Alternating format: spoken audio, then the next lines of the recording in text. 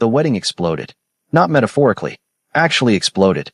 The sound of shattering glass and screaming guests filled the garden as Naomi opened her mouth to speak. But before she could say a word, before she could save Jinwoo or condemn herself, the world erupted in chaos. A black SUV crashed through the garden gates, tires screeching, armed men pouring out like a flood. Gunfire cracked through the perfect afternoon. The 300 wedding guests scattered like leaves in a storm. And Jinwoo, still holding Yuneseo's hand at the altar, looked directly at Naomi with an expression that said, "Run." But she couldn't run. Because in the chaos, in the screaming and the gunfire and the absolute pandemonium, Naomi saw something that made her blood freeze. Yuneseo wasn't scared. She was smiling. The same smile Naomi had seen 30 minutes ago when Yuneseo had been standing outside the groom's dressing room door. When she'd heard everything. Every whispered confession. Every desperate kiss. Every word of love that wasn't meant for her. Yuneseo had been listening the entire time. And now she was getting her revenge. Welcome back to True Soul Stories. If you watch part 1, then you already know things spiraled fast. But what happens next? Nobody is ready for it. Before we dive into the chaos, hit that subscribe button right now because this story is about to go places that will leave you absolutely speechless. Trust me, you need to see how this ends. Let's get into it. 35 minutes earlier, Naomi had left Jinwoo's dressing room with tears streaming down her face and his tie perfectly fixed. Her hands still trembled from his kiss. Her heart still ached from his confession. "I love you. I love you too." Words that changed everything and nothing. Words spoken 20 minutes before he'd marry someone else. She'd made it 3 steps down the hallway when she heard it. A sharp intake of breath from around the corner. The rustle of expensive fabric. The click of designer heels quickly retreating. Someone had been there. Someone had heard. Naomi's blood went cold.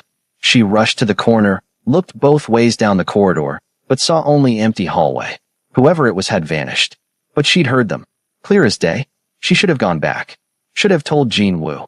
Should have warned him that their private moment might not have been so private. But the wedding was in 15 minutes. Staff were rushing everywhere. Mrs. Kim was calling her name, demanding she get to her station. And Naomi convinced herself she'd imagined it. Paranoia from stress and heartbreak and impossible decisions. She was wrong. Because Yuneseo had heard everything. The bride had come to Jinwoo's dressing room to give him a family heirloom. Cufflinks that tradition demanded he wear.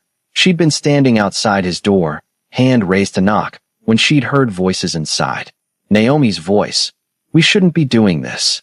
Jinwoo's voice. "I know. But I can't marry her without telling you the truth." Yuneseo had frozen, pressed herself against the wall, and listened to the man she was about to marry confess his love to the help. Listen to them kiss. Listen to them promise things that should have belonged to her.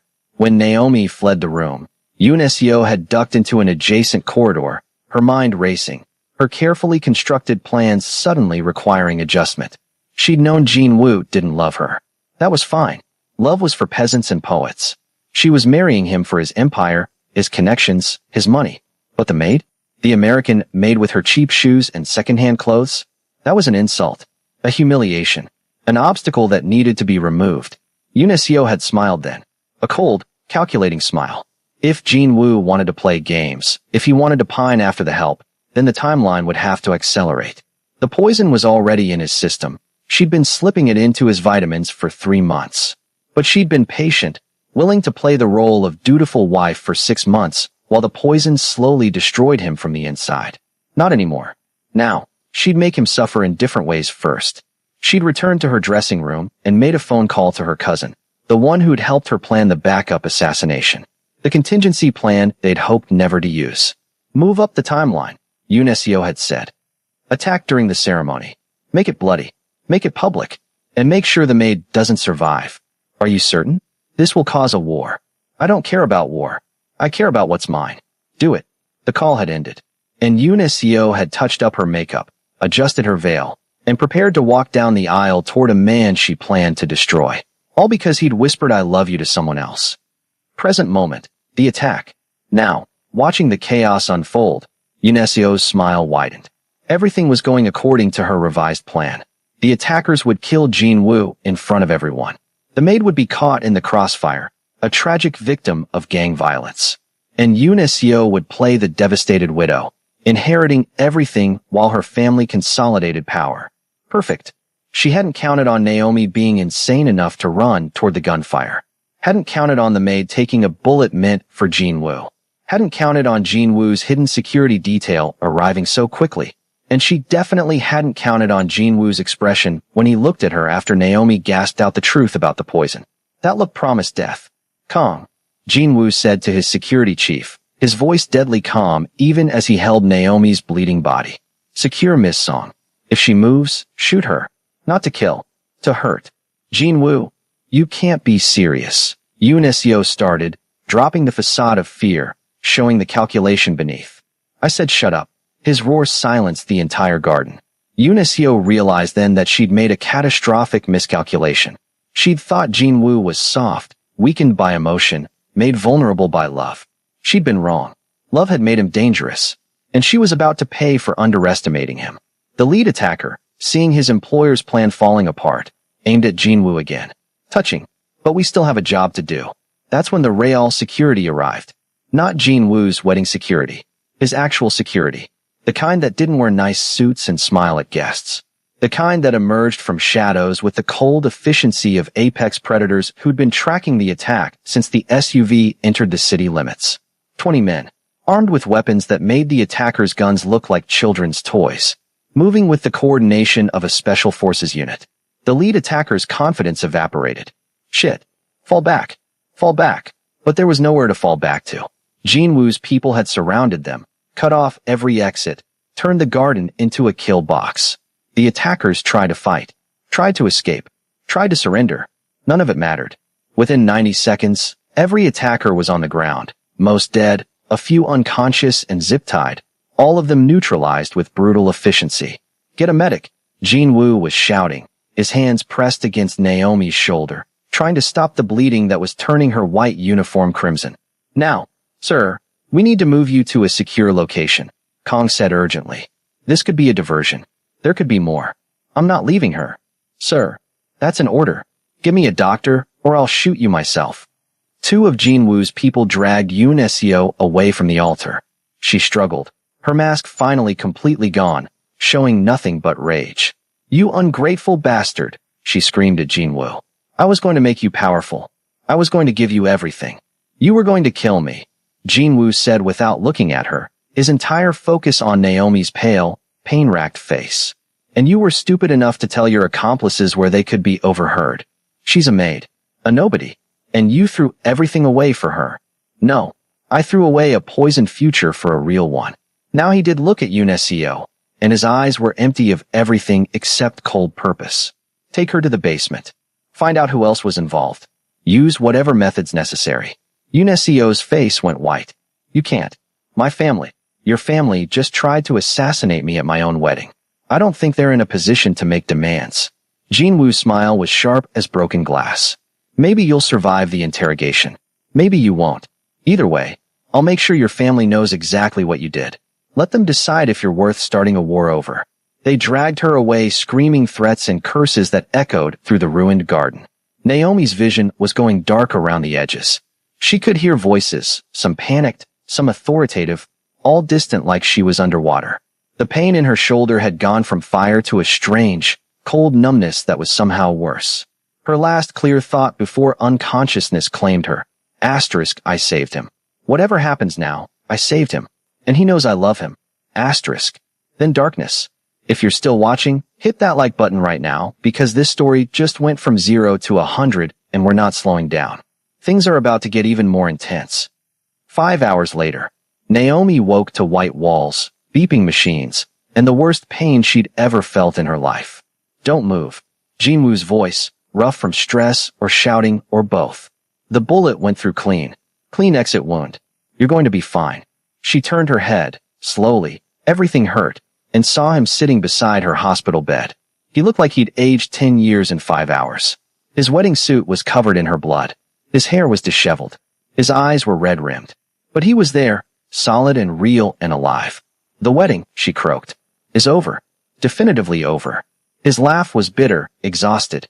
Between the attack and the poisoning accusations and you getting shot, I think it's safe to say I'm not getting married today. Yoon Seo is in custody. My custody, not the police. We found the poison exactly where you said it would be, hidden in my vitamin supplements. 3 months worth of evidence. His jaw clenched so hard she could see the muscle jump. You were right. About everything. She's been planning to kill me since before we even got engaged. The marriage was always just a way to get close enough to murder me slowly. I'm sorry. You're sorry. He stared at her like she'd lost her mind. You took a bullet for me, and you're apologizing? I ruined your wedding. You saved my life. His voice broke. Do you understand that? You saved my life twice in one day. Once from poison I didn't know about. Once from a bullet I didn't see coming. You almost died for me. And you're apologizing about a wedding I never wanted to a woman who was literally trying to murder me. Your father can go to hell, along with the Song family and their alliances and their territory deals and every single expectation that's been crushing me since I was old enough to understand what the family business really meant. He took her hand carefully, mindful of the 4 lines. None of it matters. None of it ever mattered. You matter. You almost died for me. You would have done the same. Yes, but I'm a criminal with a death wish and nothing to lose. He stopped, struggled with words. You're everything good I've never deserved. Your hope and kindness and bravery, and you almost died because I was too much of a coward to fight for you when it mattered. Naomi wanted to argue, wanted to tell him he was wrong, but exhaustion and pain medication were pulling her under like a tide. She couldn't fight. The attackers. Who were they? Song family soldiers. UNSCO's backup plan. She heard us, in the dressing room. Jean Wu's expression went dark. She was outside the door, heard everything we said, every word, every kiss, everything. Naomi's breath caught. I thought I heard someone. I thought I was imagining it. You weren't. She heard us confess our feelings and decided to accelerate her timeline. If the poison didn't work fast enough, the assassins would finish the job at the wedding. Make it look like a rival gang. Either way, she got my empire and I got a coffin. His hand tightened on hers. She told us everything during interrogation. How hearing us together made her furious enough to throw away the careful plan. How she wanted you dead for daring to touch what she considered hers. That's insane. That's obsession with power. She never loved me. Never even liked me. But she couldn't stand that I loved someone else. That I chose you. He leaned closer. Here's the thing, though. Here's what she didn't understand, and my father still doesn't understand. I was never the real target in any of this. What do you mean? My father arranged the marriage. Signed the contracts. Pressured me into it. And now, thanks to you, we know why. Jean Wu's smile was sharp and dangerous. The Song family and my father have been planning a merger for 2 years. A hostile takeover disguised as a wedding alliance. I was supposed to die. UNSCO was supposed to inherit as my widow, and my father was supposed to get 40% of the combined empire in exchange for his cooperation. Naomi's eyes went wide. Your father tried to have you killed? Not directly. But he knew. He had to know about the poison, about the backup plan, about all of it. Jean Wu's voice was cold. Which means everything changes now. The rules, the alliances, the family structure. All of it burns. What are you going to do? I'm going to destroy everyone who tried to kill me. Everyone who thought I was weak enough to be a pawn. Everyone who underestimated what I'd do to protect you. His eyes met hers, and she saw something there she'd never seen before. Not trapped resignation. Not defeated acceptance. But fury and purpose and freedom. I'm going to burn it all down and build something new from the ashes. Something clean. Something ours. Jean Wu. And then, when the dust settles, when I've dealt with every threat, when I've made sure you're safe. He raised her hand to his lips, kissed her knuckles with infinite gentleness. I'm going to ask you properly. No duty. No family pressure. No impossible circumstances. No people trying to kill us. Just me asking if you'd consider giving us a real chance at a real life. Tears slid down Naomi's cheeks. I got shot for you. I think we're past consider. He laughed. A real laugh. The kind she'd only heard a handful of times in 2 years. Fair point. Valid point. But still, you deserve to be asked properly. Deserve to choose freely without blood and bullets and chaos everywhere. So that's what I'm going to give you. Choice. Freedom. Time. Whatever you need. What I need is for you to kiss me before the pain meds knock me out again. Naomi. That's an order, Mr. Park.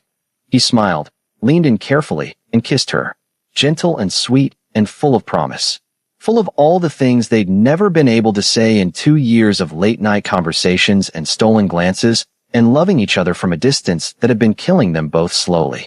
When he pulled back, Naomi was smiling despite the pain radiating through her shoulder. Worth getting shot for. Please never say that again. My heart genuinely can't take it. She was fading fast now, the medication pulling her under like quicksand.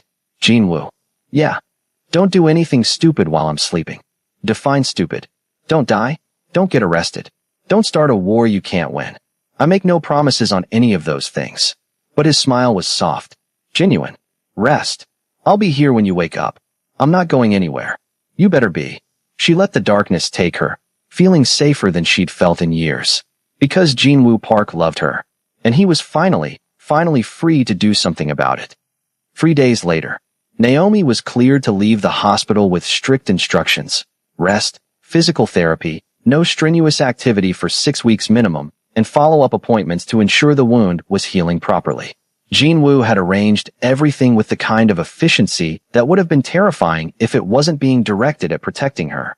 A private room in his personal residence, not the family estate, but a secure apartment in downtown Seoul that he'd owned for years but rarely used. Round-the-clock medical care from a nurse who'd worked with bullet wounds before and didn't ask questions. Security that made the hospital's armed guards look like mall cops playing dress-up. This is too much, Naomi protested as Jinwoo helped her into the car. Her arm was in a sling, her shoulder heavily bandaged, but she could move, could function, could survive. I don't need all this. It's not enough. Jinwoo's voice was firm as he buckled her seatbelt with careful hands. You're in danger. Everyone knows you stopped the wedding, took a bullet for me, exposed Yunesio's murder plot. You've made powerful enemies. People who want revenge. People who see you as leverage against me. Because I love you. Because you love me. He kissed her forehead. Which is exactly why I'm keeping you alive at any cost. Losing you now, after everything, would kill me worse than any bullet or poison ever could. The drive took 30 minutes through Seoul's afternoon traffic. Naomi watched the city pass by her window. The city she'd grown to love. The place where she'd found and nearly lost everything that mattered. What happened to Yunesio? She asked quietly. You said she was in custody. Where is she now? Jinwoo's expression darkened. She's been dealt with. That's not ominous at all. She's alive. Barely. And she's been sent back to her family in disgrace with evidence of everything she did. His voice was cold. The engagement is off. The alliance is dead. The Song family is scrambling to distance themselves from the assassination attempt and the poison plot. They're offering reparations, trying to avoid a war they know they'd lose. Are you going to accept? I'm considering it. Depends on how cooperative they are with information about my father's involvement. He glanced at her. Speaking of which, my father. What about him? Is no longer my father in any way that matters. Jinwoo's voice went even colder. I've removed him from all business operations. Frozen his accounts. Seized his properties. Made it very clear that if he ever comes near me again, if he ever threatens you or your grandmother, I'll expose every illegal thing he's ever done and watch him die in prison. He can live out his retirement in comfortable exile or in a cell. His choice. That's harsh. He tried to have me killed for money and power. For a better deal with the Song family. He was willing to sacrifice his own son. Jinwoo's hands tightened on the steering wheel. I'm being merciful by letting him live at all. Naomi reached over with her good hand, touched his arm. I'm sorry. I know he's terrible, but he's still your father. He stopped being my father the moment he signed a contract that included my death as a bargaining chip. Jinwoo's jaw clenched. But enough about him. I want to talk about us. About what happens next. Us. I've been thinking. A lot. About what I want for my life. For our lives. He glanced at her. I want out. Out of what? Out of this life. The crime. The violence. The constant looking over my shoulder wondering who's going to try to kill me next. His voice was serious, intense. I've been building legitimate businesses for years. Technology companies, real estate investments, international trade ventures. They're profitable.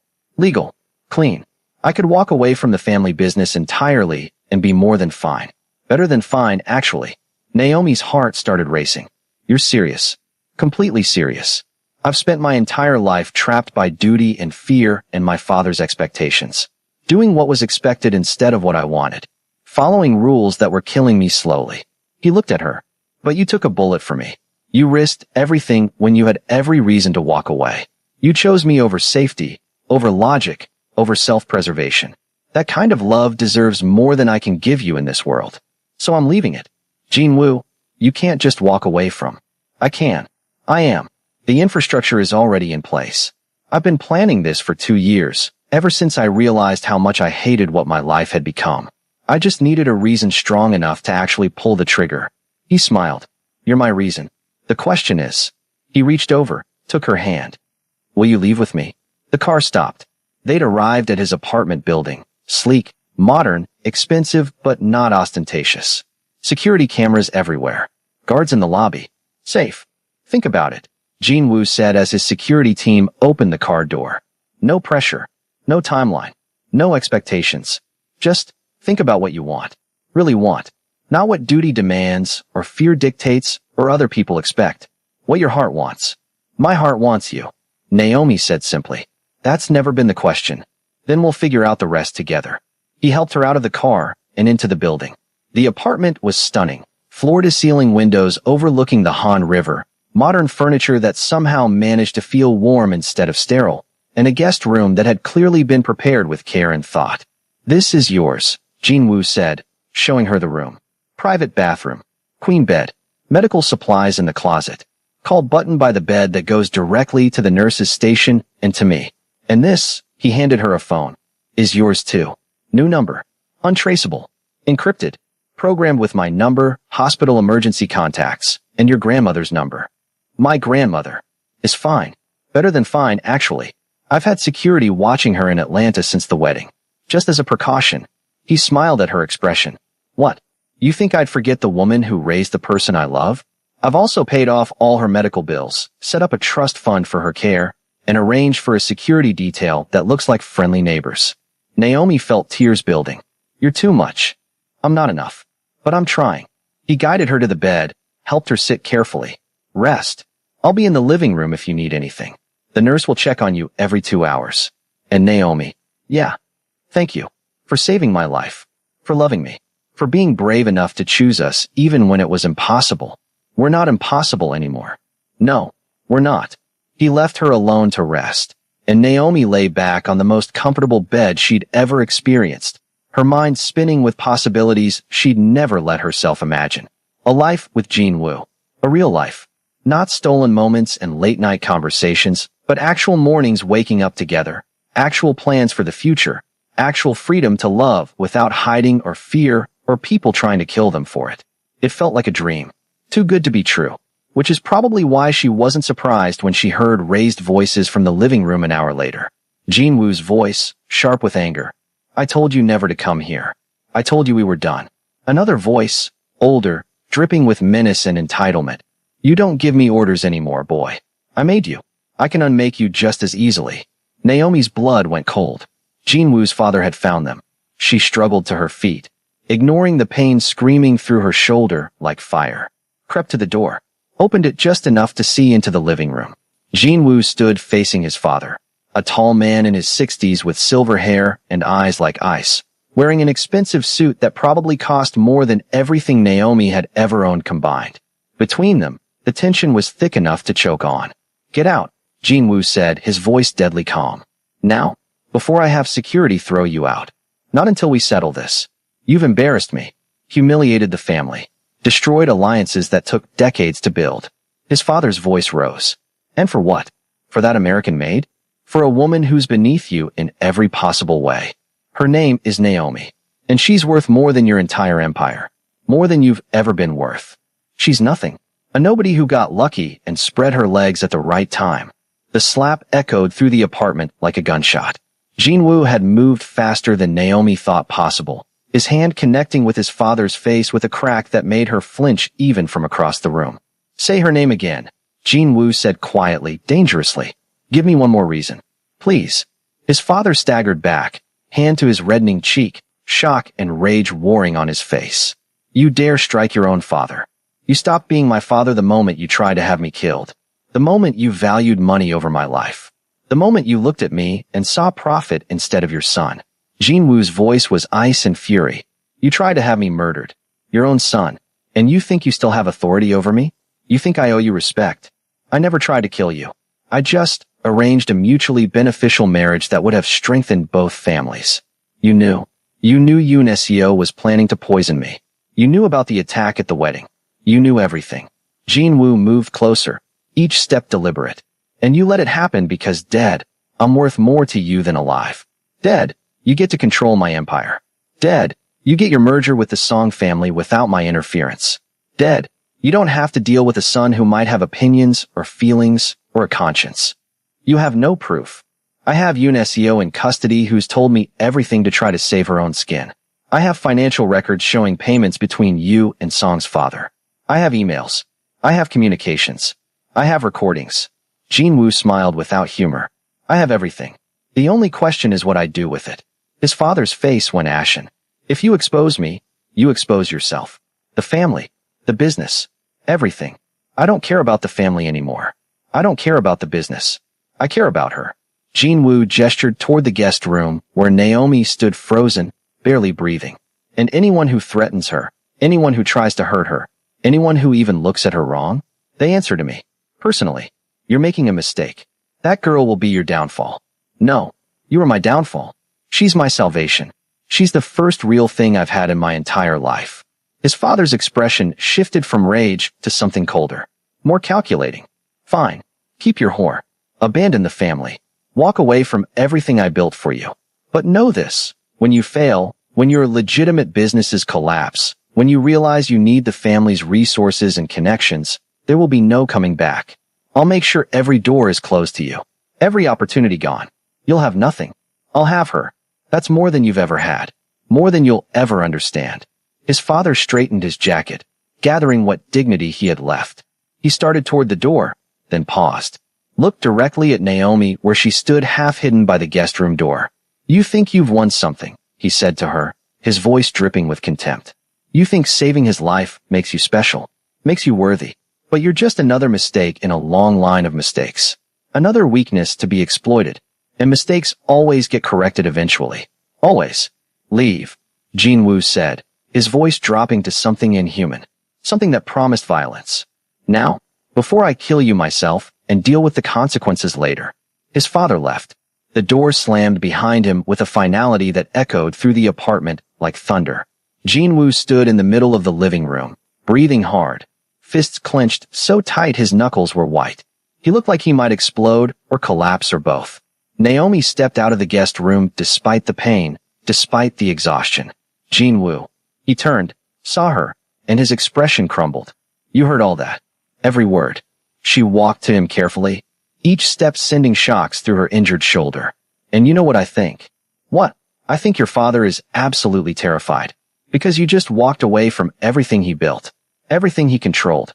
Everything he used to manipulate you. She reached him, took his hand. And he has no power over you anymore. None. You're free. He can still hurt you. Hurt your grandmother. Make our lives hell. Let him try. Naomi squeezed his hand. We're not alone. We're not weak. And we're sure as hell not going to let a bitter old man destroy what we've fought for. Jin-woo pulled her close.